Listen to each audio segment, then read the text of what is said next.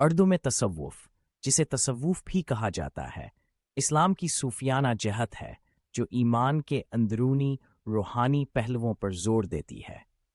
یہ کوئی الگ فرقہ نہیں ہے، بلکہ یہ ایک جہت ہے جو سنی اور شیعہ اسلام کے ساتھ ساتھ مذہب کی دیگر شاخوں میں موجود ہے۔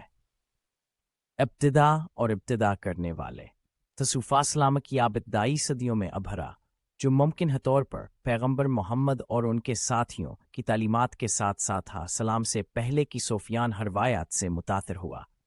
اس کی جڑیں ابتدائی مسلم صوفیہ جیسے حسن البصری، رابعہ العدویہ اور ابراہیم ابن ادہم کے سنیاسیہ اور غور و فکر کے طریقوں سے مل سکتی ہیں۔ تصوف کی ترقی میں اہم شخصیات میں سے ایک فارسی صوفیان اور ماہر الحیات ابو بکر الصدیق، انہیں بہت سے صوفی طریقوں اور تعلیمات کو باضابطہ بنانے، صوفی فکر کی بعد میں ترقی کے لیے فریم ورک قائم کرنے کا سہرا جاتا ہے۔ کلیدی تصورات توحید تصوف اسلام کے مرکزی اصول کے طور پر خدا کی وحدانیت توحید پر زور دیتا ہے۔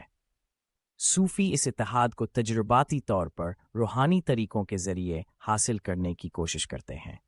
محبت اور عقیدت تصوف محبت، اشکش اور خدا سے عقیدت کے راستے پر زور دیتا ہے۔ سالک کے سفر کو اکثر الہی قربت اور محبوب کے ساتھ ملاپ کی تلاش کے طور پر بیان کیا جاتا ہے۔ روحانی سفر صوفی راستہ اندرونی تبدیلی اور تزکیہ کا سفر ہے، جس کا مقصد آنا اور دنیاوی وابستگیوں سے بالاتر ہو کر خدا کا قرب حاصل کرنا ہے۔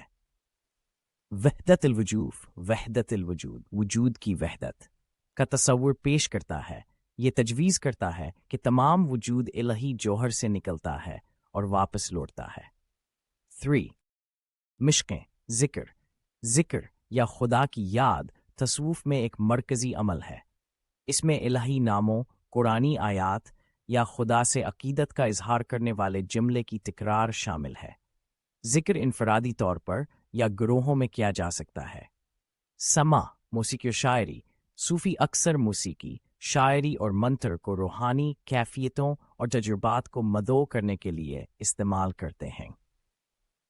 صوفی موسیقی اور شاعری جیسے قوالی اور رومی کی شاعری دل کو ہلانے اور عقیدت کو متاثر کرنے کی صلاحیت کے لیے منائی جاتی ہے۔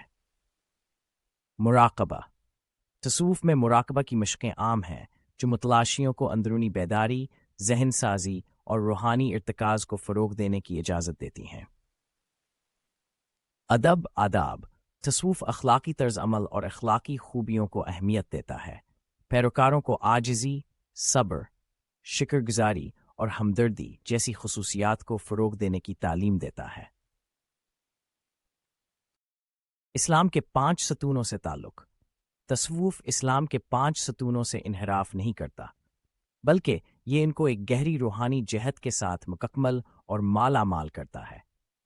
5 ستون یہ ہیں: شہادت، نماز، زکوہ، صدقہ، صوم، رمضان کے روزے، حج، مکہ کی زیارت۔